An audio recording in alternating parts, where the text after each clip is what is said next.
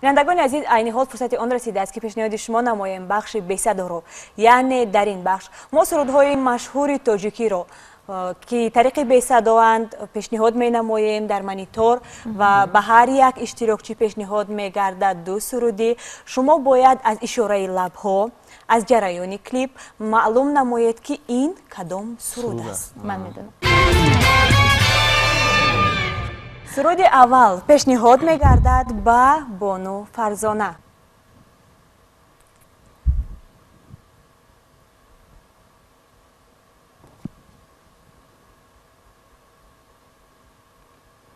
تریو.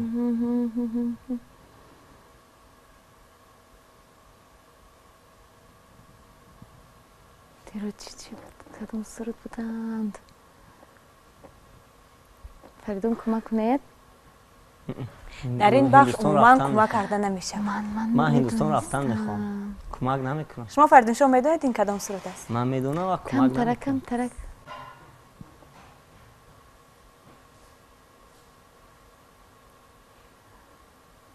انانیس.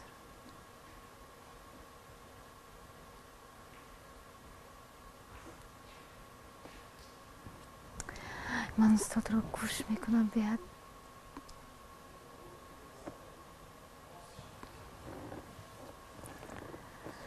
بیست ثانیه برای اندیشه نمودن فرصت دارید.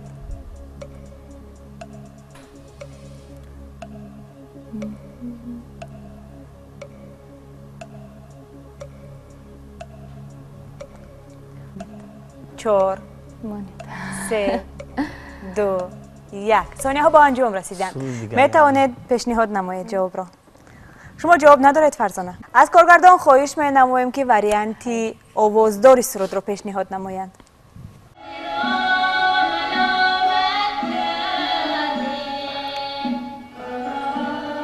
شخصا همین سرود رو من کم گوش میکنم. من دیگر یک کبودگی خودشون رو گوش میکنم. آدیلا دیلا دیله آدیلا دیله آدیله آدیلا دیلا دیل. سرود دیگر پیشنهاد می گردد در بخش بی‌صدا با فریدونشاه. انا کوبت فریدون. من میدونم. چی دیدم و چی دیدم هرچند که دویدم، چی دیدم و چی دیدم. سرود کرامت لا قربان. ایواز نمیکنید وریانت رو، شاید دیگر سرود باشد. می توانید دقت حاضر وقت دارید.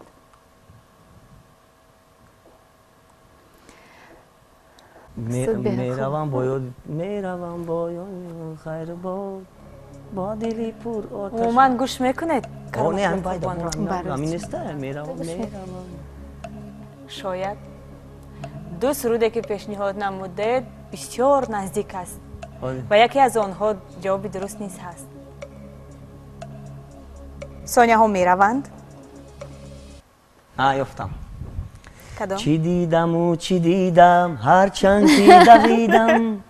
ایواز نمیکنید؟ نه. استواره در جواب؟ استوارم هندوستان راکیم. از کارگردان خواهش می نماییم که وریانت صدادار رو پیشنهاد نمایند. چی دیدم و چی دیدم هرچند دویدم از چشمه وفایش آبی سفر دیدم از چشمه وفایش آبی سفر دیدم در آفرین. حساب 5-2. فریدون شما 5 است. من سخت هندوستان راکیم. یک کورسی همین درسی سیتار میگم رم اونجا با خانم ایسا شهنواز. باشد. از کارگردان خواهش می نماییم که وریانت دیگر رو پیشنهاد نمایند با فرزانه بانو. استاد با فرزندشان.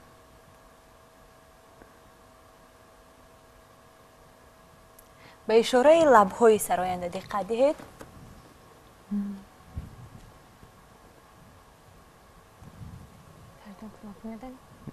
هندوستان میخوام رفتم. حتی کمک نمیکنه.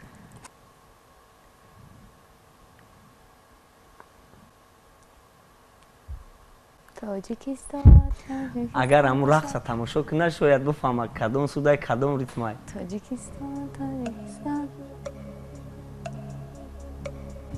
الکی 15 ثانیه ماند. خیردم کنه رقصی حسابی رقص رقصه ها رو حساب کنه. خیلی ثانیه ها به انجام رسیدند. میتونید جواب رو پیشنهاد کنید فرزانه بانو. شاید سرودی باشد هر جا که کنم خانه. از کارگردان آواز خواهش می نماییم که وریانت صدادار سرود رو پیشنهاد نمایم تا ما باوری حاصل کنیم که فرزانه بانو پیدا کردن جواب درست را یا نه.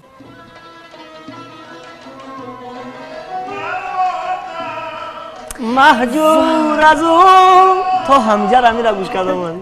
من ده حتی گفتم که حسابی رقص رو نگه کن. آخه من بچه شونه ندانستم میاد جویا میخونم. نک امکانیتی پیدا کردن سرود با فریدونشاه داده می شود.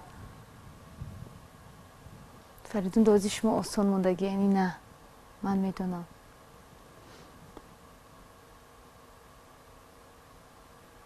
دیدی فریدون چند قبول تماشا نمیکنی این خاطره.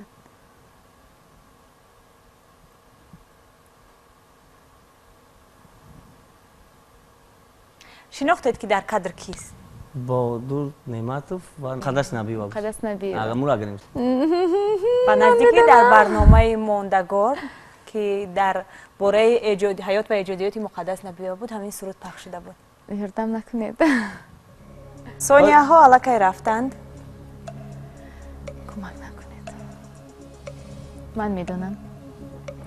اندیشه کنید. خیلی سرودایی را ما میدونستم از فرزانه از من رو میدونم. خیلی بگید. از وقت استفاده بردن میخواهید؟ نه خیلی. از کارگردان خواهش می نماییم که وریانت صدادار رو پیشنهاد نمایند. شب بخیر. من نمیدونستم که سرود کسا خوندگیان.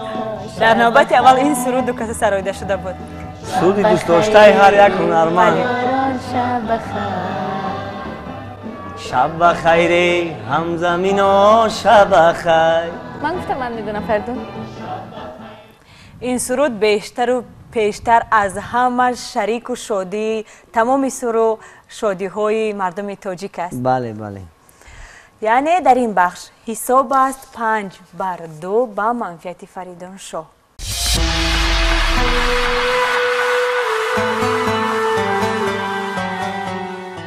از فرصت مناسب استفاده برده باز هم خواهش من و خواهش تماشابینان تلویزیون موسیقی تاجیکستان شهنواز این است که شما یک سرودی دیگر رو به طریق زنده پیشنهاد ما نمایید و ما گذاریم به یکی از بخش‌های جالب‌ترین برنامه که عنوان گرفته است اشاره.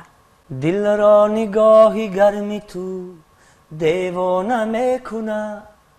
دل را نگاهی گرمی تو دیوانه میکنه. آینه را روخ تو پریخانه میکنه. آینه را روخ تو پریخانه میکنه. دل را نگاهی گرمی تو دیوانه میکنه. دل را نگاهی گرمی تو دیوانه میکنه. هر سال بهاران است گل غنچه فراوان است. تنها توی کم دیدار جانم به تو پزمان است. گل دستم اچین امروز با من بنشین امروز با من بنشین امروز. گل دستم اچین امروز با من بنشین امروز با من بنشین امروز. بگذار همه ما هر بار یک جویا بنشینیم. تشکر زیاد. آغاز می‌گردد بخش جالب‌ترین و سرتماشابین‌ترین برنامه شومی شهنواز اشاره. شرط این برنامه این گونه است: یک نفر اشتراکچی گوشمانک در گوش که در آن صدای عموما موسیقی دیگر است باید پیدا نماید از روی انمون مصرع‌های پیشنهاد گردیده که این کدام سرود است. بله نفر دیگر با اشاره لب‌ها با اشاره دست باید به همدیگرشان فهمانند که این کدام سرود است. برای باز هم جالب‌تر کردن برنامه و به خاطر تأمین نمودن جالبیت برنامه مصرع‌ها نه از اول به آخر بلکه از انجام به آغاز باید پیدا کرده شوند. اگر شما مسافه معین شده رو عبور نمایید و یا دست را به گوشمانک برید مغلوب حسابیده می شوید. شناس هستید؟ آماده هستید؟ خوش آغاز میکنیم. فریدون به خاطر تأمین جالبیت برنامه دستگاه پخش موسیقی در دست من می ایستد. بیاید یک بار دیگر آمیخته میکنیم چون تماشابینان ما باوری حاصل کنند که این بخش ما نهایت شفاف است و به هیچ وجه فریدون عینی حال نمیداند که در اینجا ما کدام مصرع را آغاز پیدا میکنیم. بیایید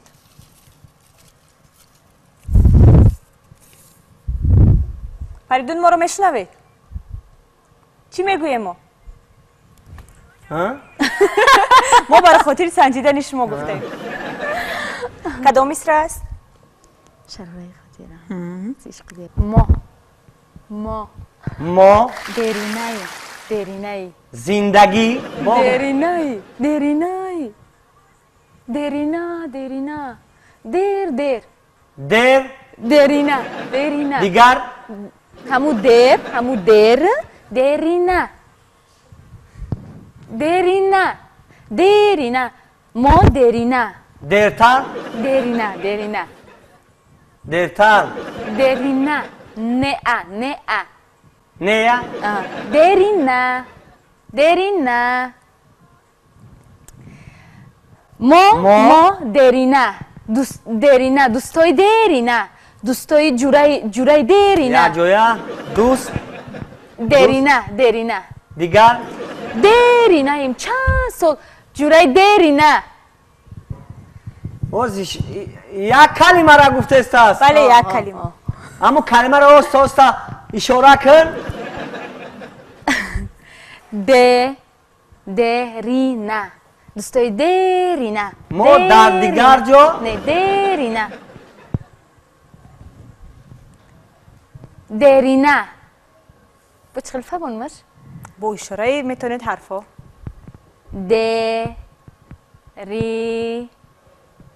نه هم جای خبازم گرم رفته هم دیرینا ما دیرینا درتر انمی را دیرینا انمی نه که دیرینا نیفتستم عذاب کشیدستم. با کلمه دیگر گذاریم. ما درتر برمیگردیم. دیرینا آخی دیرینا با صدای بلندتر میتونید گید. دیرینا ما دیرینا ها زی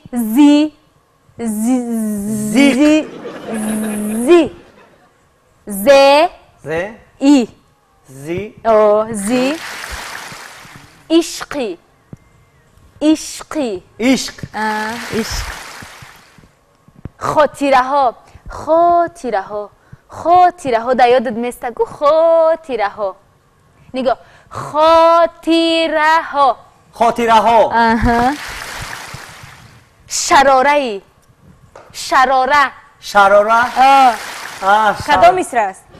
شراره خاطره ها نه بهت بخش قین است برای ما. شخصا من بیاید به مصرع دیگر میگذاریم. عشقی نه من از مرا ترانه دل منی مرو از من تو نور منزل منی مرو از من از مرو دست را به گوشمانک برده. نه من بخشش حساب نیست. به مصرع دیگر میگذاریم. دیگر شگیرد دیگه شگیرم ها میموند جو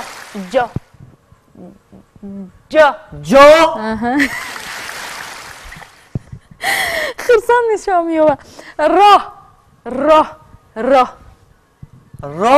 میموند میماند میماند جو جو با جو جو جو ج او ج جو او جو با ب با با ب با ما با با رو رو رو راه میگذرد میگذرد میگذرد کاروان کاروان کاروان میگذرد راه بجا میماند دشوارش چند گیرم تا زندگی با مهربانان مهربان است است است است استه س س است مهربان مهربان مهربانان مهربانان مهربانان با ما با زندگی زندگی اکنون نوبت رو می‌دهیم در با حقیقت فرزانه بانو. بخش جالب و بخش مشکل خدا دارد فریدون اکنون رسید نوبت فرزانه بانو. فریدون میتونید انتخاب کنید ما کلمه از اولش میگیم که از آخرش از آخرش. رئیس و خدمت چیزی اختیار میدم بعد میگم ها دانه دانه دانه دانه دانه بلند گفت ما بلند از ما نوشنی در بلند از دانه دانه نه دانه آخی دانه. دانه را فهمیدم بود دانه دانه دانه دانه دانه میریزد میریزد خانه خانه خانه خانه بامی بامی بامی بامی بامی بامی خانه زی دیل زی زی زی زی چک چک چک چک چک چک کدومی سر است؟ شب بخیر ایام نشینان شب بخیر. خیر خیر خیر خیر خی با خیبه شب شب شب شب شب همنشینان همنشینان خیر به شب همنشینان ای ای خیر خیر نه این دستوش هم دستش. نه نه قبیده بخیمونه نه اکنون نه میسره با میسره دیگر میگذاریم.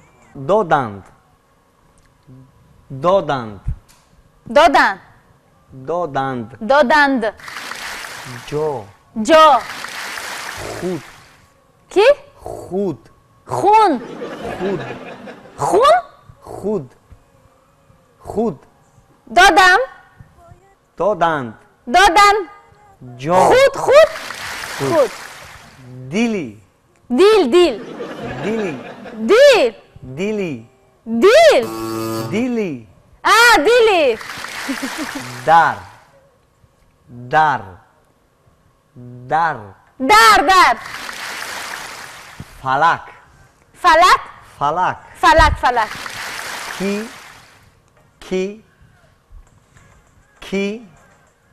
کی میتونید با حرف اشاره کنید. کی کی اختران رو اختران رو اختران را بیاید با میسره دیگر با میسره اخیر میگذاریم. دادم دیل اختران را ایشی چی ندارم کدام میسره است؟ خوشتر از تو کسی را ندیدم در تمام روی دنیا دنیا روی من را باید قغم بتم ما هندوستان رفتنیم روی دنیا هوی روی روی خود روی هوی روی توی روی روی روی روی روی بگو آخی تمامی تمامی ما دیکسای ما خشوتره کرد ندیدم ندیدم کسی را چی؟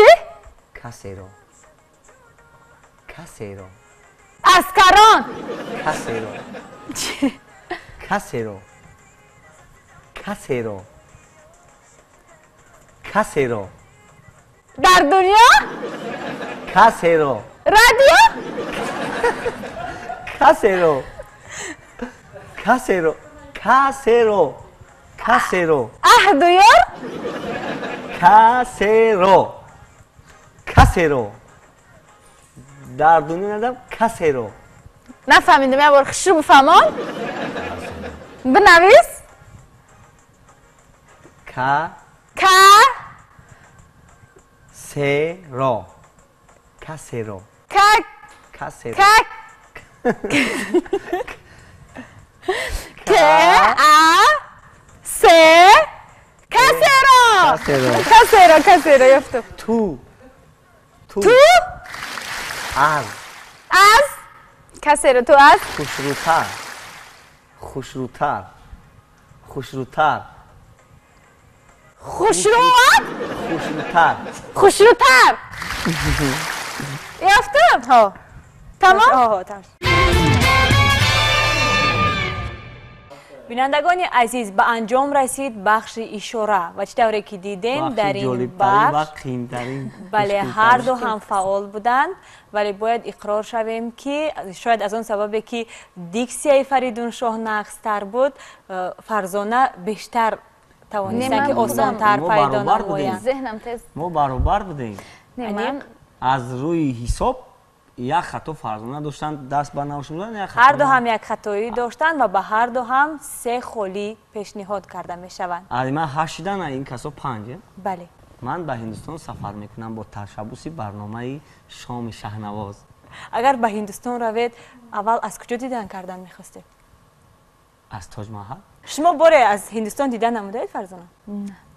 یعنی برای هر دو هم تجربه اول خواهد بود؟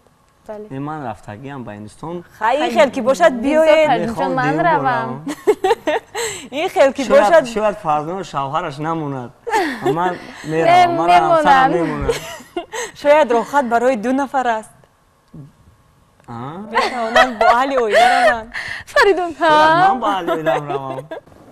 اگر شما یک بار دیدن نموده باشید شاید می شود که به یک بانو دهید امکانیتی. من باری که رفته بودم خیلی من جوان بودم همون لذتی هندوستان را او قدر درک کرده بار دیگر میخواید رویده؟ در همین سن سال میخوام هندوستان روم. عموما اکنون که سخن درباره سفرها رفت میخواستم دانم که در نقشه بر سفر کردن به کدام دولت ها هست و چگونه شما میخواهید که بیرون از تاجیکستان فرهنگ ما رو صنعتی ما رو معرفی؟ اولا خواهش ما و مقصد مرام من همین است که بر دولت دوستی ما نزدیکترین ما میخوام اولا به ازبکستان رفته یک کنسرت برای مردم در بخارا در سمرقند در خود شهر تشکیل میخوام هم کنسرت بکنیم با مردم. تشکر. شما چی فرزانه کنید؟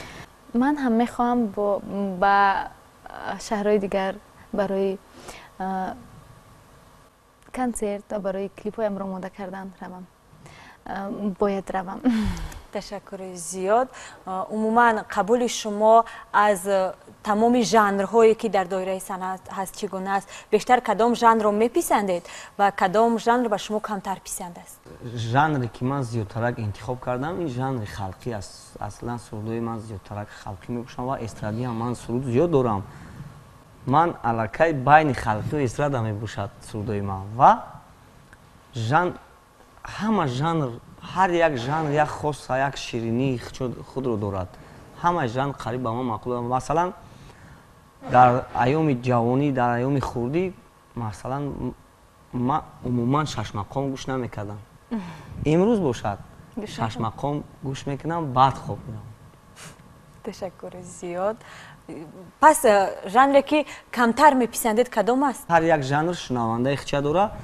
ژانری که با ما پسند نیست و عذر میپرسم از او هنرمندایی که با همین ژانر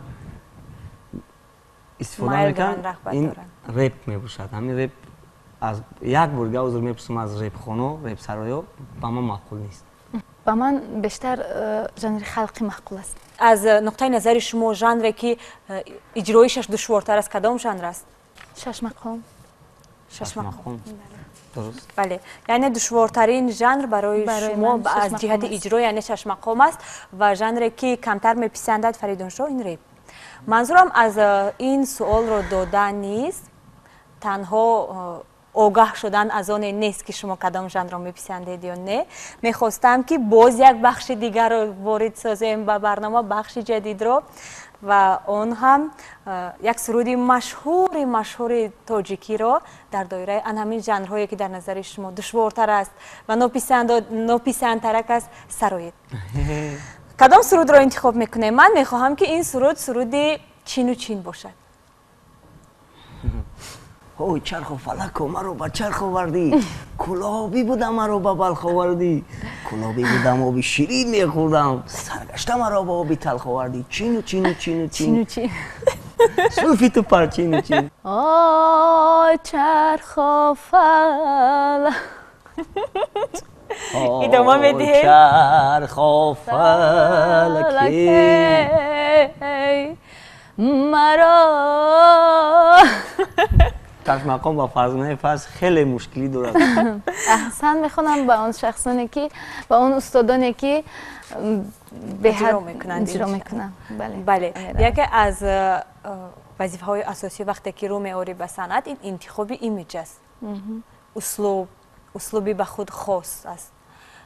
من با انتخاب اسلوبی شما چی زمینه گذاشت؟ پیروی بیشتر با نیکنه روب و بعدم با نقر رحمت و مقدس نبی و دوست میدارم این شخص رو. میخوام چون آنها باشم. اگر پرسیم اسلوب اجرایش را از فریدونشاه بیشتر مانند است به ذکر الله حکیم. استادم این یگم جای شک شبهه ندارد، این آشکار است. چرا ما از اسلوب ذکر الله حکیموف را انتخاب کردیم؟ چون که استادی من است ذکر الله حکیموف و ما با فضای سرودای ذکر الله حکیموف مهری ما پیدا شد با سرود خواندن، با موسیقی. سوالا بسیار میشه که شما چی میشین با ذکر الله حکیم؟ فقط سوالا بسیار بودن، حتی لحظه بودن که یک اپا در تو گفتن که در جهان یک چی پرسم ممکنه؟ گفتم که من شاگردش میشم، هیچ نمیشم.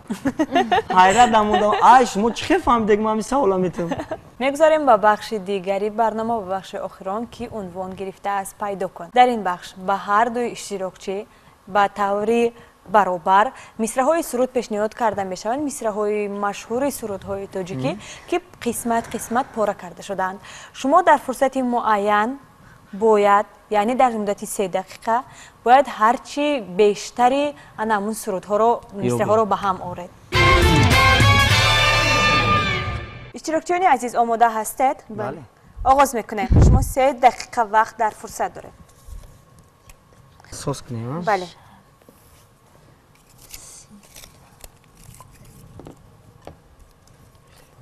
نه اون نمونه.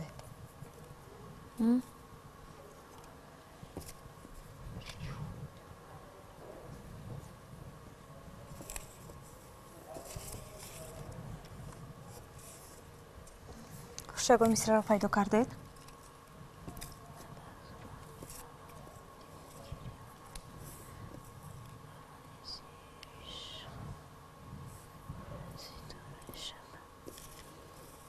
تانی؟ یا دیم خطاشون هم هستن؟ نه، فقط یک مصرع. فقط یک مصرع؟ بله. چند مصرع پیدا کردید؟ نه، باید یادآور شد که هر یک مصرع پیدا کرده یک خال است. درد دل خشتن من خدا به چشم خشتن دیدم که بر سراغی می روم. نمی باشد طفل گریانم کلان شو بارانی سیریش انار یک دانه بله میره انار یک دانه بیبی سنم جانه انار یک دانه سوی مادر جان میگیره من خود در خیشتن دیدم که جان میرود درست می؟ دیدم که جانم میرود انه جانم میرود بر سراغ میرود میبرد بر وطنم خیش دیدم سوی ماه خیش دیدم که جانم میرود من خود را با چشم خیش دیدم که جانم میرود مصرع پیدا کرده؟ باران سیریش میبرد بر وطنم میتواند مصرع های خالی را به خاطر آسان شدن کارتان داخل این بر اندازه سراغ میرود جان میرود اینجا خالی هم زیاد بود است هم یکی از شرط های بازی میباشد بله هم به خاطر دشوار کردن کار شماست نه من 4 طلقه یافتم دردی دل را برایت هی بود نه حالا که 2 دقیقه گذشت هم وقتی معین ده بعد بگین ما انجام میکنیم برگی روی من اسیرت درد دل من رو اسیرت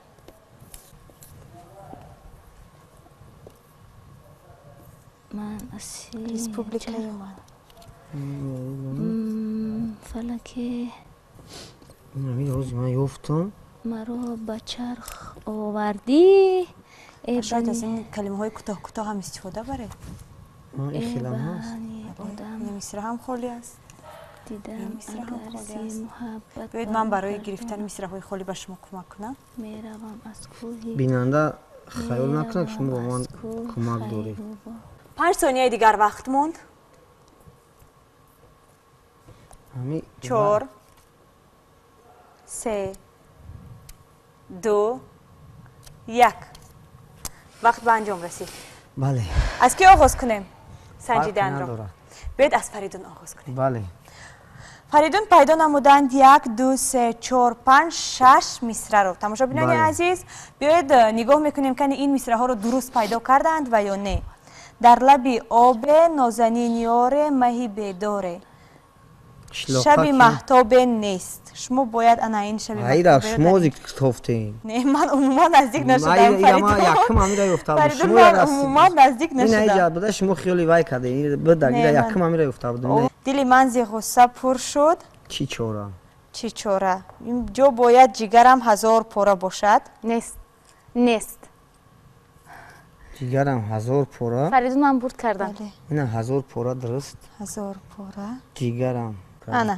جگرم نمانده است جگرم 1000 پاره این مصرع درست خیلی معنی لب لب این هادن و از شور دل لرزیدن درست اگر از تو یاد آید دلم به فریاد آید درست ای عشق روح افزا پیدا و ناپیدا از 6 مصرع پیدا کرده فریدون تنها 5 مصرعش درست است تماشا بینان عزیز بگذاریم با فرزانه بانو فرزانه بانو 1 2 3 4 5 6 7 مصرع دیگر پیدا نمودند 7 مصرع رو پیدا نمودند بیایید تماشا بینان عزیز بیاید میبینیم کنی فرزانه درست پیدا کردند یا نه چرخ و فلک مرا به چرخ آوردی درست سوی ما در سراغ میروی جان میروی بله باران سیریش میبرد بر وطنم درست من به چشم خیشتن دیدم که جانم میرود درست بیبی سنم جان انار یک دانه درست طفلی گریانم کلام درست شب ندیدم تو را ستاره من آفرین 5 بر 7 بینندگان عزیز در همین جا تمام بخش های شو برنامه شومی شهنواز به انجام رسیدند و موافق خلاصه براری از روی حسابی تمام بخش‌های در برنامه پیشنهاد گردیده با حسابی 13 بر 12 غالبیت به جانب فریدونشاه ابراهیم زاد. بینندگان عزیز من به هندوستان میروم و با سرودهای تر و تازه به نظر شما میگردم.